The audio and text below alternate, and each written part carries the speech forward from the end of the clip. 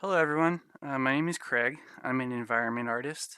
Um, Thank you guys for downloading this. This is kind of the first time that I've ever really done anything like this. Process video slash tutorial. I haven't really decided yet what I wanted to call it. But in case you guys are interested, this is my art station. You can see I have a couple of environments up here right now. Uh, They are full environments. I don't really have, um, shots of props so much, and I kind of wanted to change that. So, this leads me into why I'm doing this, and I'm helping out this indie team with a game that's coming out, and I have gotten into the role of providing, foliage assets. So I figured, that I wanted to document the process and just kind of share it with you guys for free. And if you guys like it, great. Maybe I'll do some in the future. Haven't decided. It kind of depends on how this goes. But you know, uh, I'm self-taught, and I wanted to make sure that you guys see everything. Right? Because I'm always watching tutorials and then they skip ahead and I don't understand how they got to this part or like why did they do this. So I'm gonna do my best to show you guys everything. Foliage is kind of tricky and it does require a lot of trial and error, and I think as artists we should kind of watch each other struggle through that, and hopefully come out with a really nice, product at the end. Just to, kind of show you guys what we're shooting for here with this series of videos.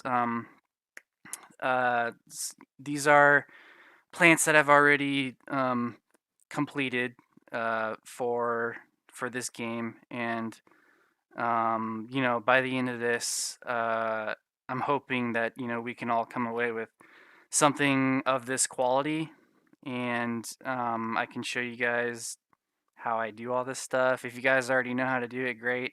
Maybe you'll learn something new. And yeah, so let me kind of show you what we're gonna cover in these videos. So I'm sure a lot of a lot of tutorials you guys have seen.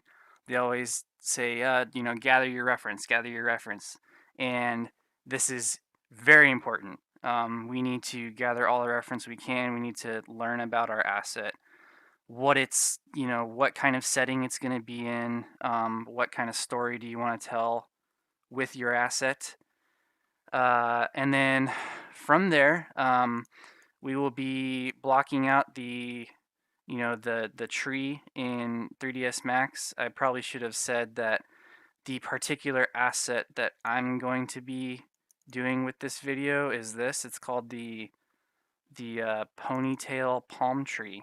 It's kind of a cool tree here. I want to say they're found in the tropical regions.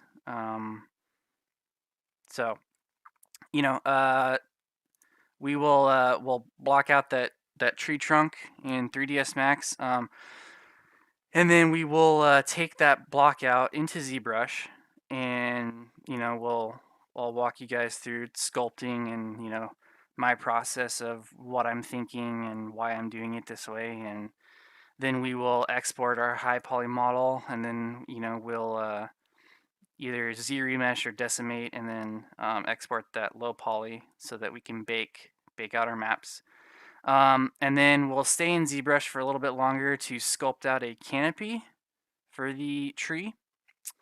And same thing. I'll show you guys how I approach that.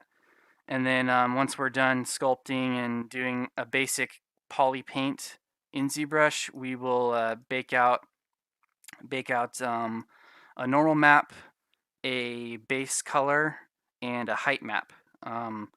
And this will give us all that we need to generate the rest of the maps, and we're going to do that in Substance Designer.